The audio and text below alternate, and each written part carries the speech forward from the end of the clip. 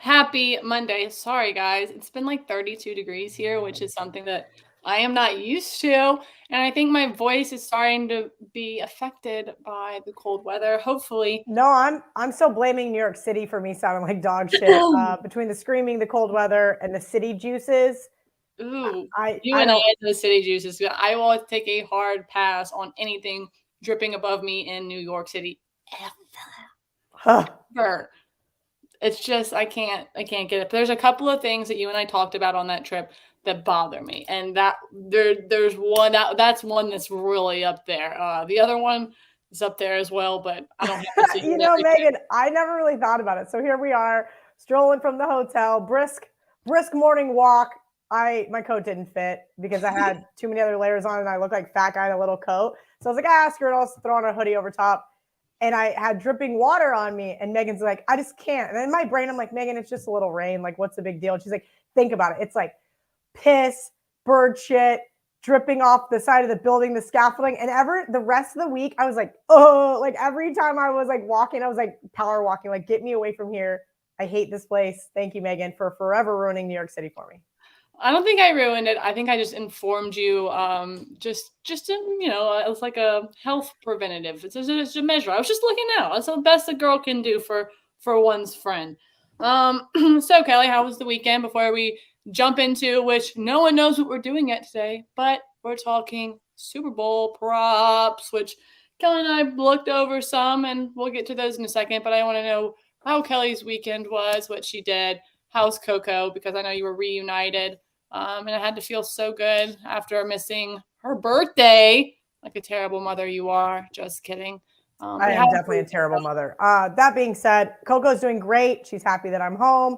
Plan on spending the next few weeks with her.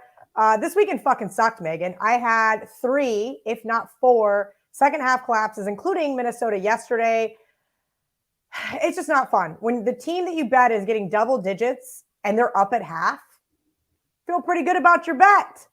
Not so great. So, when I was in New York, went on a nice little run, come back home, life sucks. This is college basketball for me, guys, and I hate to say it, but in the last 2 years, with the COVID protocols, the lack of information by coaches, as I've said before, in the NBA, you at least get a list of players that are questionable, probable, out, whatever that may be. And, finding out that Taz was going to be out for West Virginia a couple hours before didn't really bother me because I had pretty much heard around the horn that he was going to be unavailable, but it was already built in the line. I made Texas Tech a 3-point favorite, getting 4.5. What can you do?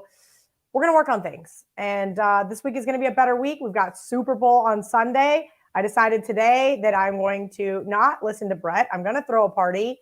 And I've never done that before. Usually I'm working on Super Bowl. So I'm so happy Megan and I are not in LA, side note, so that I can have people over and act like a complete and utter asshole. Sober, I might add.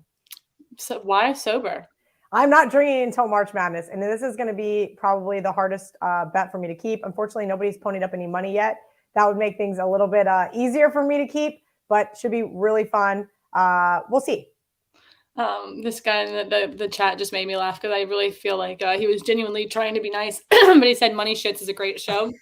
And I just couldn't pass that one up. I really appreciate it, Bobby. Money Shits is a fantastic show. We try our best here to make y'all money. I'll tell you about my weekend, but I played so many games that can't even tell you. I know I ended up like 8 and 9 on the day, but I mean, if you're throwing out 18 games, what can you do? What did I tell you on Saturday? Too many games. 3 of the games I left off, of course, went 3-0.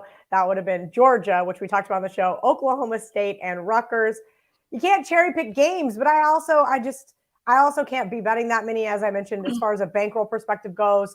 College basketball 1 unit, college football 3, NFL usually 2 or 3. So I'm going to hope I can find some awesome prop bets for you guys because I don't know if I'm going to be on the side or the total in the Super Bowl, Megan. Ooh, yikes. I've already announced my allegiance and my alliance to the Bengals. I have them plus 4.5. I'm hoping that line doesn't get any nicer than it is. I hope that it gets bet down further to like 3. So I'm sitting here with a CLV trophy and I get to have that. I get to cheer for Joe Burrow. I get to just be happy that I'm in a live state here in Louisiana and that I can fucking bet the Super Bowl from my house, which is absolutely fantastic. But on that note, let's get into some Super Bowl props. And I have one that I was talking to our producer, Jack, which, sup, Jack, he's dropping locks in the chat. He's got a play today. Make sure you scroll through and check that out. And if you don't know, just say Jack with like 7Ks and he will answer within minutes. But I have one for you, Kelly, and I think this is a very interesting one. And as a person who doesn't believe in coincidences or anything like that, I think this number will make your ears perk up. But no touchback opening kick. I like it. It's plus 120. Let me tell you why, right? So statistically, 75% of kickoffs are touchbacks, correct? Correct. Yes, we know that. At first, I'm looking at it, I'm like, man, they're going to be nervous. They're going to boot this thing out of the stadium. I'll pay the juice on the 1 minus 152 on the yes for a touchback. However, I was reading and I saw that after kickoff, that ball plays one snap and then goes directly into a museum. And from what I understand from Pat McAfee, who obviously used to kick, that ball is like kicking a fucking brick. Do you want to know what this is in the last 20 times? Why is it like kicking a brick? Is it like it's opposite of Deflategate? Like it's not overinflated? Broken in. Yeah, it's just not. Oh, it's not broken in. It's just a brand new fucking brick on a peg. But it's gone 18-2 the last 20 Super Bowls. Wow. For the no touchback. So I mean, as a I know we don't love the trends, but 18-2. I feel like that's a pretty solid trend for a prop bet for the Super Bowl, especially one that you can make money right off the kick. What are your thoughts, Kel? Listen, Megan, you got the data to back it up. I am currently looking at the Barstool Sportsbook, and it's even money. I know you said it was plus 120, so if you already bet that and you move the line, somebody agrees with you. At even money, I would hang out and wait. So this is going to be my advice for depending on how you choose to bet your prop bets. Say you like an over. You should probably bet it now, or you should have already bet it because it's going to be on the move, and it's going to be on the move the rest of the week. If you like an under, whether it's under receiving yards, under rushing yards, whatever those numbers are, under passing yards for their quarterbacks, wait, because these numbers are only going one direction, and that is because the public actually moves the line in the Super Bowl as well as some other big standalone events more than they ever do, right? We always hear the public doesn't move the line. Well, they do in the Super Bowl. And just know that the bookmakers will be begging for a lot of unders come Sunday. So like you're like me and you like Matthew Stafford under passing yards, just sit tight. I think this number goes one direction. And that doesn't mean the total will, because the sharp money did come in on the under early. But hang tight and see if you can't get yourself a better number no matter which way you decide to bet it. So do you want to go back and forth? Like, do you have a prop that you maybe want to give out and then you want me to go? Or do you just want me to kind of list off what I like and then you give what you like at the end? So I'm kind of debating here how I see the game going out, right? You mentioned you have an allegiance to the Bengals. I think that if the Bengals are going to win this game, that equates to negative things happening to the Rams offense. Now, we know the Rams defense is an absolute unit, right? They are just stacked. And we've seen some moments of greatness from them this year, particularly that Bucs game.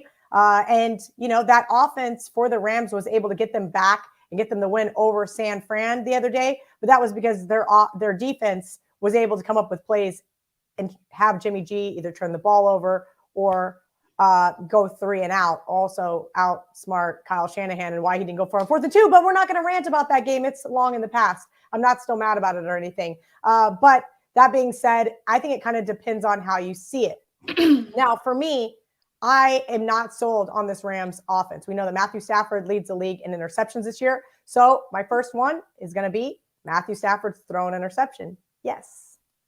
What is the juice on that? The current juice that I saw this morning was minus 125. Okay. And this is just an unfortunate thing because I don't normally like to do that. And actually, I should have started off with my coin toss bet and my coin toss lecture. So let me backtrack. If you're going to bet the coin toss, you should bet one of your friends at your Super Bowl party. Don't get me fired for this one, Jack, but it's the truth. It's the truth. If you're looking at a 50-50 proposition, there is somebody at the Super Bowl party that you're going to attend that wants either the heads or the tails when you want either the heads or the tails. Just bet your friend. Do not lay juice here. If you do decide to lay juice, minus 103 at least.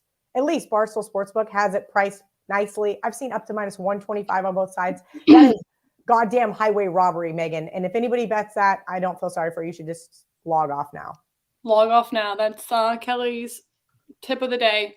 Speaking of, things that will happen first, I'm a little bit of a contrarian here, if you will, and usually that's not me, but this is just me thinking that both teams, usually we're thinking both teams are starting out with a run.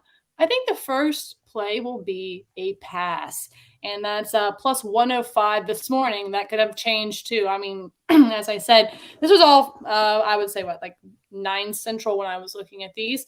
So obviously we went from 120 now to even odds. First play to be a pass, I had plus 105. Not sure what it is now, but I feel like with both of these being, pass heavy, you have Joe Burrow, you have Matt Stafford. They've been known to be elite. So I'm thinking both teams are going to be like, okay, the other team's going to run, the other team's going to run, and it's going to be a pass. I know it's just silly, me just pulling stuff out of a hat, but I like the first play to be a pass and not a run. I'm here for that, Megan, especially if the Bengals get the ball first. I do think that, look, if you're the underdog in the Super Bowl, you got to pull out all the stops. And going back to that Matthew Stafford interception, I was wrong. It is minus 155. And normally I hate juice like that. It's over half an interception, minus 155. And I also like player to throw the most interceptions, minus 118, Matthew Stafford. Player to throw the first interception, Matthew Stafford, minus 115. Now, some of the guys are asking in the questions, would you watch a sporting event if you didn't have action on it? The answer is hell no. Why would I do that? I got to have something. I got to have something to root for, whether it's a fandom perspective or a monetary perspective, right? You've got to have a reason why you want to watch something. Yesterday, I sat down with grandma because college basketball was infuriating the last 2 days. And we watched golf. UConn's not winning. and I couldn't, she sat there and she goes, why didn't you bet on Jordan Spieth? Well, great fucking question, grandma. And then guess what happened? He imploded. I think it was on the 16th or 17th hole. And I was like, well, this is why I don't bet on golf. Way to mushroom, I have grandma. Far smarter people than myself that handicap golf. I am not it. But to answer your question, no.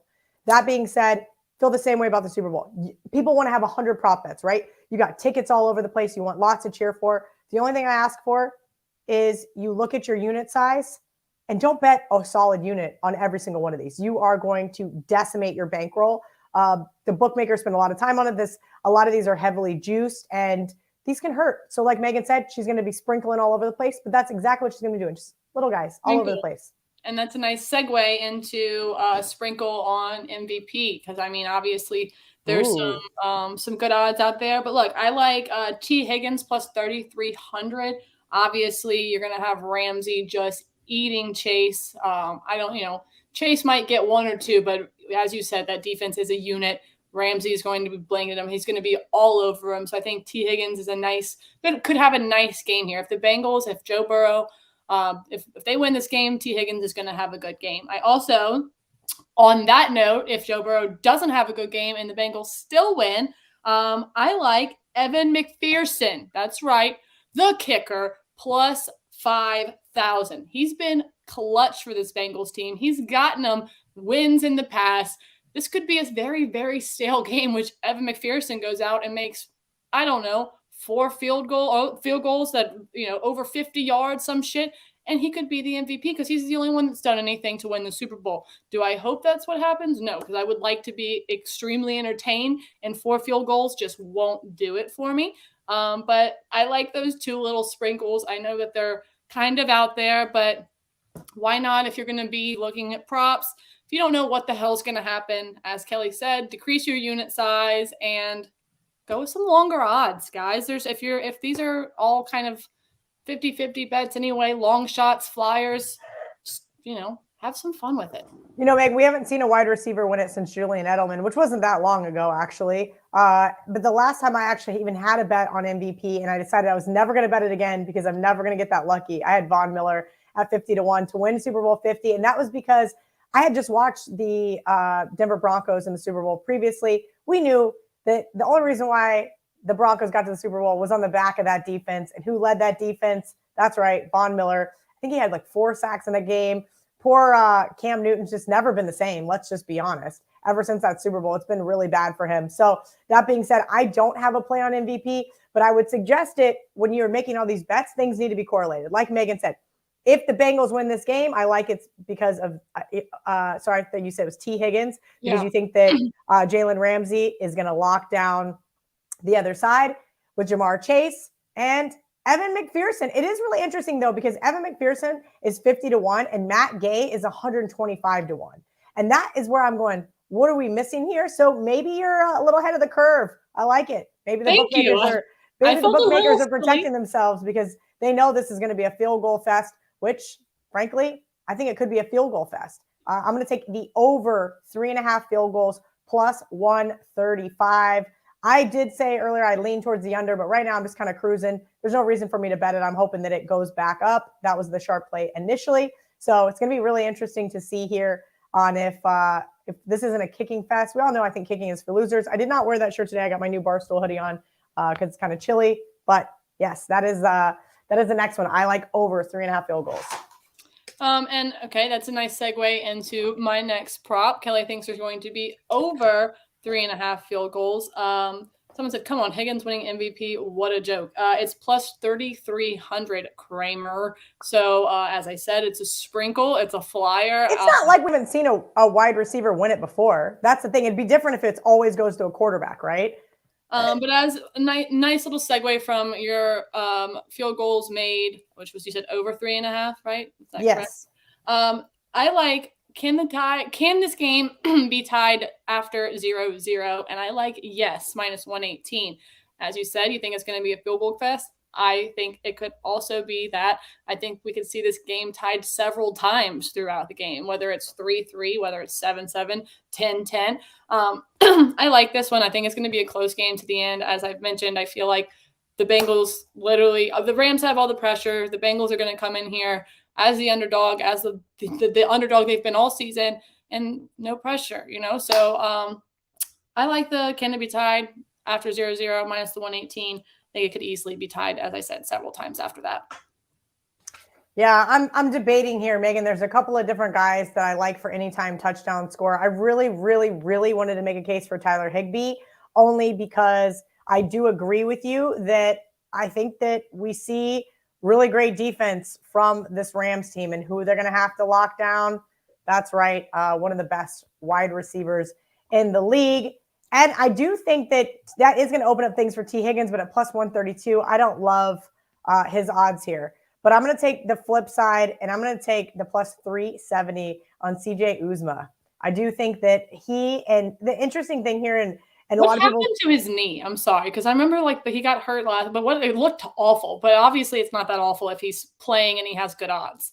Let me double check. Last I read, he was good to go for the Super Bowl, but now you're scaring me. So no, but I'm just I didn't know what it was. Was it MCL? Obviously, it wasn't ACL. Like, he's not fucking done. But it looked really gross. Maybe it was just a sprain. I don't know. 2 days ago, it says he's still questionable for the game. So hold that thought. Good call on that one. I'm gonna revert back. I'm gonna come back to my anytime touchdown score because I wanted to look at a couple other things here. If you do like the Rams, I think that Van Jefferson is kind of a sneaky play here because you're laying 2-1 with Cooper Kupp. And that's insane. Do I think Cooper Kupp's going to probably score a touchdown? Yeah, probably, but I'm not laying 2-1. Feels like I'm betting horses again. I'm not doing that. I'm not going to take a fucking Bob Baffert horse and and pay all this money. That's Cooper Kupp. I'm not doing it. I agree. Don't do it. But I think if you look at the flip side, Van Jefferson plus 260 holds a little bit of value here. Odell Beckham Jr. Plus 125, maybe, but I still don't think it holds a lot of value. So when I'm looking for these anytime touchdown scores, I want the guys that are 2-1 or better. And CJ Uzomah stuck out to me, but you're right. I need to double check and make sure that he's actually going to play, because if he doesn't, obviously that's not a great bet. He should. I just didn't know what exactly happened, and I didn't mean to burst your bubble there. But that's what's perfect is that you're going to catch things that I don't, and it's always important, guys, before you do lock in your bets. Google is your friend. It took me 37 seconds to figure that out because Megan's right. I did know he got hurt. I watched the game, but I assumed that he was okay, especially because he's on the touchdown. Yeah, I'm sure he's fine. I just had no idea what exactly happened. I could probably have it in an email and can go look, but I didn't look at it. So I am sorry. Can't tell you what happened or how he's doing, but maybe someone else can't. On that note, let's keep going. You were talking about Stafford's interceptions earlier. I would like to take Stafford over 5.5 rushing yards. And this is was minus, as I said. I looked at these at like 9 a.m. my time, which is central, minus 106. So he stopped 5 rushing yards in all of his playoff appearances this far. He also has 2 red zone scores this postseason. So I feel like Stafford knows this is a do or die situation. If he has to make the play with his legs, he's going to do it. And 5.5 yards seems extremely doable, in my humble opinion, for this guy who is desperately trying to win a Super Bowl from the Detroit Lions. Like, I really feel like he is going to do anything humanly possible to fucking win this game. And not saying anyone else won't, but I feel like 5.5 rushing yards for Matthew Stafford is very doable. And as I've said, he's had 2 postseason red zone scores, and he's ran for over 5 yards in all of the playoff appearances this year so far. So I like that one there. So another one that's really interesting, as I mentioned, I think Matthew Stafford's going to have a bad game. It's one of those scenarios where I think that here he is, his first year in LA. He has so much to prove, yet I don't know if he's able to prove it. He's got a ton of interceptions on the season. He also has 5 fumbles on the season. One of the ones I had circled earlier that I have not bet yet, but I thought was really interesting. Yes, Matthew Stafford to have a fumble plus 475. It's plus 475? Yes. That's nice. I like that. I might go put that bet in right now. I honestly, if we're just sprinkling money here, like why not? I'm looking for the big plus money scores, right? I'm looking for what are we going to see, and something around the 5-1 mark hits every single year. And I think that's where you're going to dive through. Like every single sportsbook, not just the Barstool Sportsbook, puts out a freaking phone book of prop bets. So spend your time, go through. And remember, the bookmakers are spending their time on a lot of other props. So sometimes they overlook certain things like this. I think plus 475 is a steal, whether he fumbles or not. I do think this Bengals defense has been improved over the last few weeks. We've seen them really step up, particularly in the both second halves versus the Titans and the Chiefs. So we'll see. I agree with you, Kramer. It's going to be a defensive game. Kelly is not a Stafford hater. She's been kind of on Stafford's nuts this year. She's loved him and as long as he doesn't have back spasms. So and I was getting word before the San Francisco game that his back's not doing one. You could tell by a couple of those passes that were a little off. You're going, what's wrong? I'm not saying he doesn't have 2 weeks to sit in a friggin' ice bath, but I don't know. Better go get some acupuncture or something, Matt. All right. Up next, speaking of Matthew Stafford not having a great game, someone who could, Cam Akers, but I'm taking his under 64.5 rushing yards.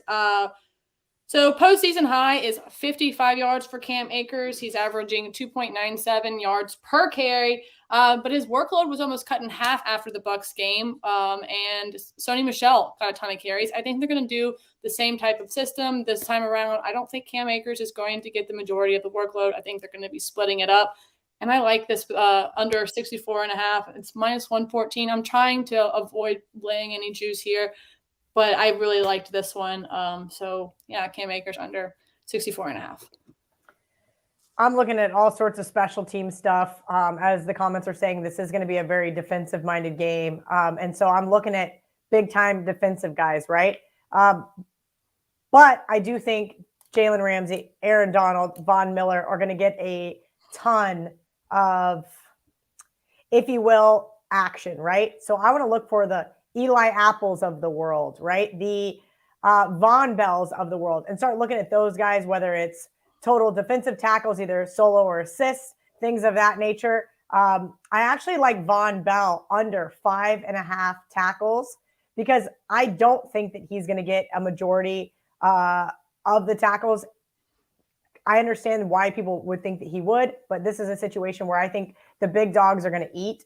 And there's a reason why some of these guys have higher numbers than others. And for some reason, I'm going 5.5. That seems absolutely insane. So I'm going to take the under there. All right. I have one more prop to give you guys. I might have more maybe when we talk. If you don't have a side or a total, what the fuck are we going to talk about Wednesday, Kelly? I will have a side and a total opinion. Like I said, I lean towards the under. I want to like the Bengals. I really do, Megan. Even the comments are like, I can't believe Kelly's not taking the plus money. I just feel like with in-game betting these days, like I was sitting there at River North on Sunday with a couple of the guys that were from Chicago, and I think it was 21-3, and I had the under in the game, and the under live came in at 60, and I'm like, fuck it, I'm going to live bet a little bit more on this under. Like I was that confident in my under, and I was like, I'm going to bet it. And one of the guys goes, why not plus 19.5 for the Bengals? And just at that moment in time, a security walked by and goes, man, the Bengals about to get blown out. And I looked at the guy and I go, yeah, we should take the 19.5, because it's just like, like the average Joe seeing it like in real time. And sure enough, they came back and won the game. It was shocking, but I don't think that pre-flop, pre-kick, whatever you want to call it, the Bengals is the right move. I think that if the Rams come out, get up a touchdown early. Now, granted, this could backfire. The Bengals could come out hot, and I may be like, you know what? Too bad I missed the boat on that one. But that's just not been the case as of recently. So I'm kind of just in this mode where I really think that we'll see a defensive-minded game. So again, waiting on the under. Let's see if it ticks up. And live betting the Bengals and or the Rams, depending on where I see fit. Looks like a lot of people in the comments are thinking the same thing like we are, thinking it's going to be a defensive game. And look, last year, I have a little bit of PTSD because last Super Bowl, I thought I knew what was going on. That shit was off within 15 minutes of the game starting. And so that was, the coin flip included in that 15 minutes. So I'm really, really hoping that, everyone's not going to get screwed here. So I'm not going to lie. It's everyone in the comments is making me a wee bit nervous. But it's okay because I'm the public bettor here and I shouldn't be nervous. We should all be going together. But last prop on my side to give you guys, I like Joe Mixon over 26 receiving yards. Why? Last time Joe Mixon went under, this number was week, I believe 16. And since then, he's had over 28 yards receiving in every game. And also, the last two backs that faced the Rams had like 50 receiving yards. So I feel like this is a good spot for Joe Mixon. So I just want to make sure I'm getting all my facts straight because I know y'all like to check me in the comments. But yeah, Joe Mixon over the 26 receiving yards. I think he's going to be a little shifty play for Burrow. I think that Mixon is going to be that guy that helps get Burrow out of trouble. Burrow is scrambling and he sees a Joe Mixon that's just out there ready to just dump it to. I think he's going to do that. And I think Joe Mixon easily goes over this 26 receiving yards. So a really interesting one here is total penalties, Megan. And if this was a regular season game, I would just blindly bet the over because we know that the refs love to showcase themselves way more than any athlete on the field. But if you noticed in the championship game, somebody made a call. There was a lot of interesting no calls, if you will, whether they were for or against what I was betting on. Doesn't matter. But I was like, okay, who made a call? And if you notice, like Jerome Booger and Tony Correnti and certain guys from the first round, the super wild card weekend or whatever the hell they're calling it now, got a little bit of trouble. And after the divisional weekend, the NFL said, no more. We're done with you guys because some of the questionable calls and or no calls did affect the game. So I think this is going to be an interesting one. And normally, like I said, I would be taking the over on a regular season game. But I'm going to take the under 9.5 penalties plus 101. I like that. I hope that they let them play. That's all I ever want is for them just to let them play. I'm not wishing CTE upon anyone, but I want everyone to Oh my God, Megan, did you see my drama this morning that I inadvertently caused myself because I just was bored? Did you hit your head? I don't know. How does this go into CTE? I definitely hit my head at the office. Don't ask. I was climbing out on the roof. It was Stu Finer's fault. And I was like stepping down. I hit my head on the When in doubt, blame Stu Finer. He said something funny and I was like, what, Stu? Bonk. Anyway, no, so I'm driving in the car. I love Sirius XM. Everybody knows I'm a big country music fan. So there's a station called The Highway. And Stormy Warren was rattling off all these fucking ridiculous props that are not offered in the United States. And the dude lives in Nashville, Tennessee. And so I just tweeted, I said, why wouldn't you have there's 4 or 5 sportsbooks there. Why wouldn't you have somebody from a sportsbook come in? Maybe the Barstool Sportsbook, maybe not even. I wouldn't even care. Somewhere that says like, here is some actual reputable bets, not Will somebody get a concussion? Sorry, your CTE comment reminded me of that. And then he comes back on like an hour later because I'm back in the car after my doctor's appointment. He's like, some angry woman from Las Vegas. No, I'm not angry. Just stop making sports betting look bad by saying that people are betting on concussion protocol. Yeah, let them play. Let's have fun. This is the Super Bowl. We only get one a year, guys. Come on. We almost didn't have one last year and the year before, right? How the fuck long has been COVID going on? I can't even form a sentence. 144 years.